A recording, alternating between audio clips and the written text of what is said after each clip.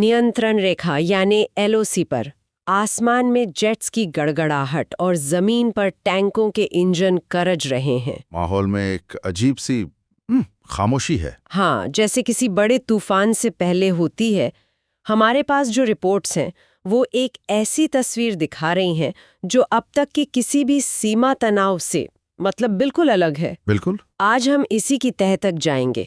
हमारा मकसद सिर्फ ये जानना नहीं है कि वहाँ क्या हो रहा है, बल्कि ये समझना है कि क्या ये टकराव के नियमों को हमेशा के लिए बदलने वाली कोई नई शुरुआत है। और ये सवाल बहुत जरूरी है क्योंकि जो रिपोर्ट्स हमारे सामने हैं वो सिर्फ सैनिकों की गिनती नहीं बता रही, वो एक इरादे की तरफ इशारा कर रही हैं। 60,000 सैनिक, 34 किलोमीटर का इलाका, ये आंकड़े तो हैं। हाँ, पर बात इन आंकड़ों से कहीं ज्यादा गहरी है।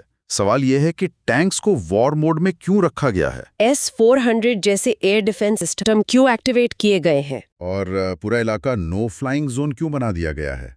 स्रोत के मुताबिक ये सब किसी छोटी मोटी झड़प की तैयारी तो बिल्कुल नहीं है। तो फिर क्या है? ये एक बहुत बड़ी और शायद निर्णायक कार्रवाई की तैयारी लगती है, और इसकी जड़ें, जैसा कि रिपोर्ट कहती है, दिल्ली में हुए एक धमाके से जुड़ी हैं। ठीक है, तो चलिए जमीनी हकीकत से ही शुरू करते हैं। जी। रिपोर्ट में जो बारीकियां हैं वो काफी चौंकाने वाली हैं, जैसे कि आसपास के गांवों को खाली करवाया जा रहा है और सुरक्षा बलों को अगले 48 घंटों में कार्रवाई के लिए तैयार रहने को कहा गया है। और आसमान में राफेल जेट्स अपने मिसाइल सिस्टम ऑन करके गश्त कर रहे हैं। ये सब मतलब किसी फिल्म जैसा लगता है। सच कहूं तो हाँ, लेकिन ये सब हमारी रिपोर्ट्स का हिस्सा है, और इसका असर सिर्फ सीमा तक ही सीमित नहीं है। मतलब अंतर्राष्ट्रीय स्तर पर भी हलचल है। बहुत ज्यादा। रिपोर्ट में इस बात का जिक्र है कि पाकिस्तानी सेना प्रमुख जनरल मुनीर अचानक अमेरिका पहुंच गए हैं। ये तो बड़ी खबर है। और सऊदी अरब, जो आमतौर पर पाकिस्तान का साथ देते हैं, वो इस बार दूरी बनाए हुए हैं। ऐसा क्यों? शायद इसलिए कि अमेरिकी इंटेलिजेंस की सैटेलाइट तस्वीरों ने भी भारत की इन आक्रामक तैयारियों की पुष्टि कर दी है। तो ये सिर्फ दो देशों के बीच का तनाव नहीं रहा? बिल्कुल नहीं। ये एक बड़ा भू राजनीतिक शतरंज का खेल बन चुका है, जिसमें हर कोई अपना अगला कदम बहुत सोच समझ कर रख रहा है। ठीक है, तो बॉर्डर पर टैंक, सैनिक, जेट्स, ये सब तो हम सुनते आए हैं, लेकिन इस रिपोर्ट में एक जगह कहानी पूरी तरह पलट जाती है। हाँ, और यहीं से ये विश्लेषण सबसे ज्यादा दिलचस्प और सच कहूं तो थोड़ा डरावना भी हो जाता है। ये पारंपरिक हथियारों से बात हटकर ऐसी चीजों पर आ जाती है जिन्हें इलेक्ट्रॉनिक विनाश कहा गया है। बिल्कुल। अब हम गोलियों और बमों की बात नहीं कर रहे हैं। अब हम उन हथियारों की बात कर रहे हैं जो दिखते नहीं, जिनकी आवाज नहीं होती, लेकिन जो दुश्मन को पूरी तरह पंगु बना सकते हैं। तो इसमें सबसे पहला नाम आता है काली प्रोजेक्ट का, KALI। Kilo ampere linear injector. हाँ, पर आसान भाषा में समझे तो रिपोर्ट के मुताबिक ये एक ऐसी बंदूक है जो गोली नहीं बल्कि हाई एनर्जी इलेक्ट्रॉन्स का एक जबरदस्त तूफान फेंकती है। हाँ। मतलब बिजली का बवंडर। और ये बिजली का बवंडर ही इसकी असली ताकत है।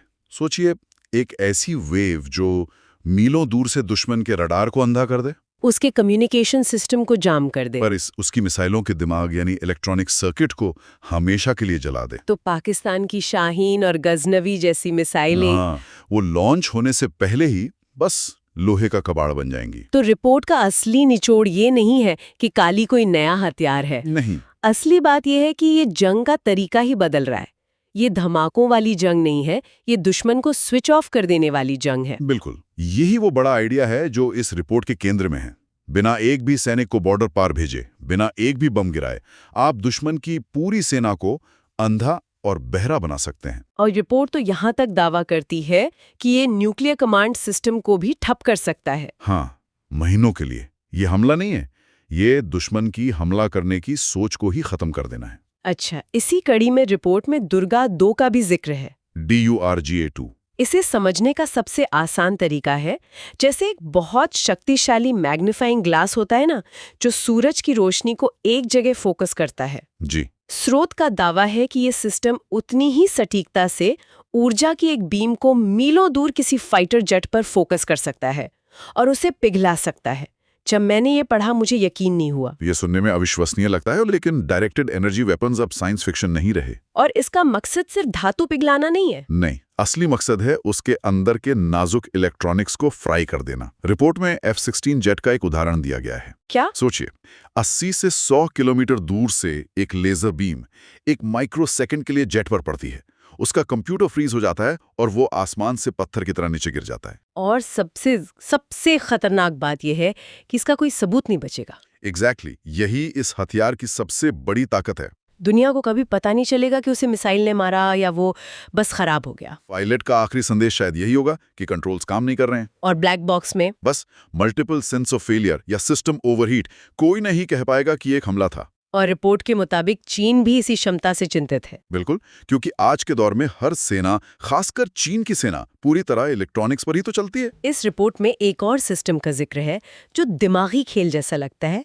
नाम है मायावी 2। जैसा नाम वैसा ही काम। ये दुश्मन के रडार को धोखा देता है। ये सिर्फ धोखा नहीं है, ये मनोवैज्ञानिक युद्ध है। हाँ बिल्कुल। सोचिए, एक पाकिस्तानी पायलट अपने रडार पर देखता है कि उसकी तरफ 20 भारतीय जेट आ रहे हैं। वो घबरा जाएगा, घबराकर मदद के लिए चिल्लाएगा, अपनी मिसाइलें दागेगा, लेकिन जब वो ऊपर देखेगा तो आसमान बिल्कुल खाली होगा। मायावी 2 ने उसके रडार पर एक झूठी दुनिया बना दी थी। तो इस डर और भ्रम में दुश्मन अपनी आधी ताकत तो खुद ही खत्म कर लेगा। यही रिपोर्ट का तर्क है। और ये सब अलग अलग सिस्टम्स नहीं है ना। रिपोर्ट कहती है कि ये सब एक बड़े नेटवर्क सेंट्रिक ग्रिड का हिस्सा है। इसका क्या मतलब हुआ? इसका मतलब है कि ये सारे हथियार और सेंसर एक दिमाग की तरह काम करते हैं। सैटेलाइट, जमीन पर लगे रडार, नौसेना के जहाजों से आ रहा डेटा, और इन सबको जोड़ने वाला एक AIS सिस्टम। जी, ये ग्रिड इतना स्मार्ट है, जैसा कि रिपोर्ट दावा करती है, कि अगर पाकिस्तान के किसी एयरबेस से कोई जेट उड़ान भरता है तो ये ग्रिड सिर्फ उसके इंजन से निकलने वाली गर्मी से पहचान लेगा कि वो कौन सा विमान है। और 1 सेकंड के अंदर उसकी सारी जानकारी भारतीय एयरफोर्स के पायलट के हेलमेट डिस्प्ले पर होगी। दुश्मन को पता चलने से पहले ही उसके बारे में सब कुछ पता होगा। और फिर आता है EMP यानी इलेक्ट्रोमैग्नेटिक पल्स। रिपोर्ट का दावा है कि एक ऐसा हथियार है जो पाकिस्तान और चीन के 300-400 किलोमीटर के दायरे में हर इलेक्ट्रॉनिक चीज को बंद कर सकता है, हमेशा के लिए। पर क्या ये सच में मुमकिन है? ये तो बहुत बड़ा दावा है। ये बिल्कुल वैसा ही सवाल है जो रिपोर्ट खुद भी उठाती है। स्रोत ये नहीं कहता कि ये आसान है, लेकिन वो इस बात पर जोर देता है कि इसका सबसे बड़ा फायदा इसकी अदृश्यता है। मतलब? मान लीजिए ऐसा हमला होता है, कोई धमाका नहीं होगा, कोई धुआं नहीं उठेगा, अचानक एक बड़े इलाके में मोबाइल फोन, टीवी, गाड़ियां, पावर ग्रिड, यहाँ तक कि सैन्य रडार भी काम करना बंद कर देंगे। तो दुनिया को कैसे पता चलेगा कि ये हमला था? यही तो बात है। दुनिया को कैसे पता चलेगा कि ये भारत का EMP हमला था या सूरज में हुए किसी बड़े तूफान, मतलब सोलर फ्लेयर का असर था? कोई सबूत नहीं होगा। कोई भी नहीं। रिपोर्ट इसे न्यू जनरेशन वॉर स्ट्रैटेजी कहती है, यानी युद्ध लड़ना नहीं, बल्कि उसे शुरू होने से पहले ही दुश्मन की लड़ने की क्षमता को खत्म कर देना। 1 मिनट यहाँ रुकते हैं। रिपोर्ट में जो दावा किया गया है वो बहुत बड़ा है। जी। दिल्ली में एक धमाका होता है और उसके जवाब में भारत सिर्फ जमीन पर सेना नहीं उतारता, बल्कि ऐसे अदृश्य हथियार एक्टिवेट कर देता है जिनका कोई सबूत ही नहीं मिलता। जी। इन दोनों घटनाओं के बीच सीधा कनेक्शन क्या है? यही इस पूरी रिपोर्ट का सबसे अहम और चौंकाने वाला हिस्सा है। बताइए। स्रोत का तर्क है कि दिल्ली धमाके की जांच से जो बातें सामने आईं, उन्होंने ही इस पूरी कार्रवाई की नींव रखी। जांच में पता चला कि ये कोई आम बम नहीं था। अच्छा। इसमें ड्यूल ट्रिगर मैकेनिज्म था, यानी अगर एक फेल हो जाए तो दूसरा काम करे, और एक खास सीरियल नंबर लॉक्ड मॉड्यूल मिला। और ये मॉड्यूल? रिपोर्ट का दावा है कि वो सिर्फ पाकिस्तान की कुछ सरकारी फैक्ट्रियों में ही बनता है। मतलब ये एक तरह का सिग्नेचर था? एक तरह से हाँ। इसके साथ ही खुफिया एजेंसियों ने पाकिस्तान अधिकृत कश्मीर से कुछ एन्क्रिप्टेड रेडियो संदेश पकड़े। रेडियो संदेश? हाँ, रिपोर्ट के मुताबिक इन संदेशों में दिल्ली ऑपरेशन क्लीन और फाइनल वेव कंफर्म जैसे कोडवर्ड इस्तेमाल हुए थे, और इन संदेशों का समय धमाके से ठीक पहले का था। तो इन सबूतों ने मिलकर एक तस्वीर साफ कर दी? बिल्कुल, कि ये सिर्फ कुछ आतंकियों का काम नहीं था, ये एक सुनियोजित स्ट्रेटेजिक टेरर ऑपरेशन था। और इसी के जवाब में ऑपरेशन सिंदूर 2 की बात सामने आती है। जी। रिपोर्ट के अनुसार दिल्ली धमाके के बाद एक बेहद गुप्त योजना बनाई गई, जिसे ऑपरेशन सिंदूर 2 के पुनर्जीवित संस्करण का पहला चरण कहा जा रहा है। और इसमें कितने लोग शामिल थे? सिर्फ 12 शीर्ष अधिकारी। सब कुछ इतना गोपनीय था कि किसी को कानो कान खबर नहीं हुई। तो इस ऑपरेशन की रणनीति क्या है? क्या ये सीधी लड़ाई है? नहीं, ये सीधी लड़ाई से कहीं ज्यादा जटिल है। रिपोर्ट के मुताबिक इसकी रणनीति 3 चरणों में है। पहला चरण पूरी तरह खामोश है। इसमें दुश्मन के साइबर नेटवर्क, कम्युनिकेशन लाइंस को चुपचाप हैक करना और खुफिया जानकारी निकालना शामिल है। दुश्मन को पता भी नहीं चलेगा कि उसकी हर हरकत पर नजर रखी जा रही है। और दूसरा चरण तेज और विनाशकारी है। एक ही रात में हाँ, ड्रोन और एयर स्ट्राइक्स के जरिए दुश्मन के कमांड सेंटर, मिसाइल साइट्स और कम्युनिकेशन टावरों को तबाह कर देना। मकसद ये है कि दुश्मन जब तक समझे कि हमला हुआ है, तब तक उसकी जवाबी कार्रवाई करने की क्षमता खत्म हो चुकी है। और तीसरा और आखिरी चरण है समस्या को जड़ से खत्म करना। रिपोर्ट के मुताबिक उन लॉन्च पॉइंट्स को हमेशा के लिए तबाह करना जिनका इस्तेमाल सालों से भारत के खिलाफ होता रहा है। तो ये रणनीति भारत की अब तक की नीति से एक बहुत बड़े बदलाव का संकेत है। हाँ, ये सिर्फ चेतावनी देने या सर्जिकल स्ट्राइक करने जैसा नहीं है। ये दुश्मन की दोबारा हमला करने की क्षमता को ही खत्म कर देने की योजना लगती है। स्रोत का तर्क है कि ये डिफेंसिव से ऑफेंसिव डिफेंस की तरफ एक बड़ा कदम है। तो आज की हमारी इस पूरी बातचीत का सार ये है कि सीमा पर जो तनाव हम देख रहे हैं वो सिर्फ गोलियों और तोपों का शोर नहीं है। नहीं, पर्दे के पीछे एक अदृश्य युद्ध की तैयारी चल रही है, जहां असली हथियार इलेक्ट्रॉन और वेव फॉर्म है, और जहां हमला ऐसा हो सकता है कि दुश्मन को पता भी ना चले कि उस पर हमला हुआ है। हाँ, और इस रिपोर्ट का जो अंतिम निष्कर्ष है वो सोचने पर मजबूर करता है। उसमें लिखा है, युद्ध हमेशा शक्ति नहीं लड़ती, युद्ध हमेशा बुद्धिमत्ता लड़ती है। ये अपने पीछे एक बहुत बड़ा सवाल छोड़ जाता है। हाँ, कि जब युद्ध इतने अदृश्य और खामोश हो जाएं, जहां हमले का कोई भौतिक सबूत ही ना हो, तो फिर हमले और बचाव की परिभाषा क्या होगी? और क्या ऐसे युद्धों को कभी रोका भी जा सकेगा जिन्हें साबित करना ही नामुमकिन हो? एक लोहे के बक्से की तरह नीचे गिर जाएगा। ब्लैक बॉक्स में बस यही लिखा होगा, sensor failure, system overheat, navigation blackout. और असली वजह दुनिया कभी जान नहीं पाएगी, क्योंकि लेजर स्ट्राइक का कोई सबूत नहीं बचता। लेकिन असली डर सिर्फ पाकिस्तान का नहीं है। चीन भी इस बदलाव से हिल चुका है, क्योंकि चीन ने कभी सोचा भी नहीं था कि भारत इतनी तेजी से इलेक्ट्रोमैग्नेटिक युद्ध के मैदान में प्रवेश कर जाएगा। अब भारत का Kali, Durga, airborne laser pod, EMP grid और मायावी 2, चीन के बेड, उसके नेविगेशन, उसके स्टील्थ जेट्स और तिब्बत बेस के कमांड सिस्टम तक को एक ही अदृश्य दहाड़ में ढहा सकता है। मायावी 2 दुश्मन के रडार को भ्रमित करता है, दर्जनों नकली टारगेट दिखाता है, मिसाइलों को गलत दिशा में भेजता है और पायलट को एक झूठी जीपीएस दुनिया में फंसाकर रख देता है। पाकिस्तान का कोई पायलट चाहे F-16 उड़ाए या JF-17, उसकी स्क्रीन पर दर्जनों भारतीय जेट दिखेंगे, लेकिन आसमान खाली होगा। डर और भ्रम में वह अपने ही एयर स्पेस को मिसाइल दाग देगा। और यही मायावी 2 की सबसे घातक खूबी है। दुश्मन अपनी आधी शक्ति खुद नष्ट कर देगा और बाकी पर वार करेंगे। काली, दुर्गा, ब्रह्मोस, अग्नि और के सीरीज इस पूरे सिस्टम का दिमाग है।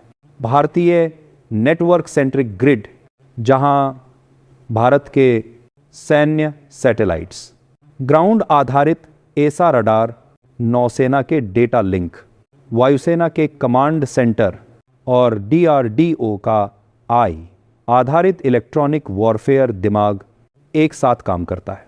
पाकिस्तान की किसी बेस से उठते जेट को यह ग्रिड सिर्फ उसके इंजन की गर्मी से पहचान सकता है और उसी सेकंड इंडियन एयरफोर्स तक उसकी जानकारी पहुंच जाती है। भारत अब जेमिंग को सिर्फ डिफेंस नहीं, अटैक के लिए इस्तेमाल करेगा। जैसे ही कोई पाकिस्तानी जेट उड़ान भरेगा, उसी पल उसका नेविगेशन हवा में ही जेम कर दिया जाएगा और जेट रिवर्स दिशा में उड़ने लगेगा। अगर किसी तरह वह वापस उतर भी गया तो उसके बेस का रनवे काली की बीम से इतना ओवरलोड कर दिया जाएगा कि पूरा रनवे चिंगारियों में बदल जाएगा और फिर कोई जेट ना उड़ पाएगा ना उतर पाएगा। पूरा एयरबेस हवा में ही कैद हो जाएगा। इसी बीच भारत की नौसेना हिंद महासागर में अपने इलेक्ट्रोमैग्नेटिक स्काई नेट को एक्टिवेट करने की तैयारी में है, जो चीन के किसी भी पोर्ट से उठते जहाज तक के कम्युनिकेशन वेव को सुन सकता है और चाहे तो उसी वेव में एक उल्टा सिग्नल डालकर उस जहाज के कंप्यूटर को रिबूट करा सकता है। यानी चीन के युद्धपोत समुद्र में खड़े खड़े अपने सिस्टम को ऑन ऑफ करते रहेंगे और उन्हें समझ भी नहीं आएगा कि उनके सिस्टम को हैक किसने किया, कहां से किया और किस लेवल पर किया। चीन की यही कमजोरी भारत के लिए सबसे बड़ा रणनीतिक फायदा है, क्योंकि चीन तकनीक में उन्नत जरूर है, लेकिन उसका पूरा इंफ्रास्ट्रक्चर इलेक्ट्रॉनिक्स पर आधारित है और इलेक्ट्रॉनिक्स पर आधारित सिस्टम का सबसे बड़ा दुश्मन है इलेक्ट्रोमैग्नेटिक ब्लास्ट, जो अब भारत बड़े पैमाने पर तैनात करने की तैयारी में है। भारत का ईएमपी प्रोजेक्ट इतना शक्तिशाली है कि यदि भारत एलओसी या एलएसी पर सिर्फ 10 सेकंड के लिए हाई इंटेंसिटी ईएमपी फायर करे तो पाकिस्तान और चीन के 300 से 400 से किलोमीटर दायरे में मौजूद हर इलेक्ट्रॉनिक सिस्टम हमेशा के लिए जल जाएगा। सैन्य radar, mobile tower, communication, missile site, fighter base, air defence सब एक ही पल में खत्म। और मजे की बात यह है कि इस हमले में ना कोई विस्फोट होगा, ना कोई अंतर्राष्ट्रीय सबूत। दुनिया कुछ भी साबित नहीं कर पाएगी कि यह भारत ने किया या किसी प्राकृतिक सोलर बर्स्ट ने उड़ाया। यही भारत की न्यू जनरेशन वॉर स्ट्रेटजी है, दुश्मन को हराना नहीं, उसकी क्षमता को खत्म करना। युद्ध लड़ना नहीं, युद्ध को शुरू होने से पहले खत्म कर देना। हमला करना नहीं, दुश्मन की नींव को चुपचाप काट देना। इसी वजह से पाकिस्तानी सेना अब सिर्फ मिसाइल टेस्ट नहीं कर रही, बल्कि अपने कमांड सिस्टम को अंडरग्राउंड शिफ्ट कर रही है, क्योंकि उन्हें पता है कि भारत के पंच प्रहार में से पहला प्रहार दिखाई देगा, बाकी 4 अदृश्य होंगे। और जो दुश्मन को दिखाई नहीं देता वही सबसे खतरनाक होता है। अब जब भारत ने साफ साफ संकेत दे दिए हैं कि दिल्ली हमला अब सिर्फ सुरक्षा का मामला नहीं, बल्कि राष्ट्र की सैन्य प्रतिष्ठा पर सीधा हमला है, तो भारत के वैज्ञानिक, डीआरडीओ, सेना, नौसेना, वायुसेना सब एक ही लाइन में खड़े हैं और देश को उस नए युद्ध क्षेत्र में ले जाने के लिए तैयार हैं, जहां हथियारों की आवाज नहीं बल्कि इलेक्ट्रॉन की चीख सुनाई देती है, जहां दुश्मन का देश धुएं से नहीं बल्कि अंधकार से ढक जाता है, जहां हार जीत बमों से नहीं बल्कि बिट्स और वेवफॉर्म से तय होती है। और इसी में भारत की विजय का भविष्य छिपा है, क्योंकि युद्ध हमेशा शक्ति नहीं लड़ती, युद्ध हमेशा बुद्धिमत्ता लड़ती है, और भारत अब दोनों में दुनिया से आगे निकलने की तैयारी में है। दिल्ली धमाके के बाद पूरे देश में जिस दहशत और अविश्वास का माहौल फैल गया था, उसका असर सिर्फ आम जनता पर नहीं बल्कि खुफिया एजेंसियों, सुरक्षा सलाहकारों और राष्ट्रीय सुरक्षा परिषद की हर मीटिंग पर साफ दिखाई दे रहा था।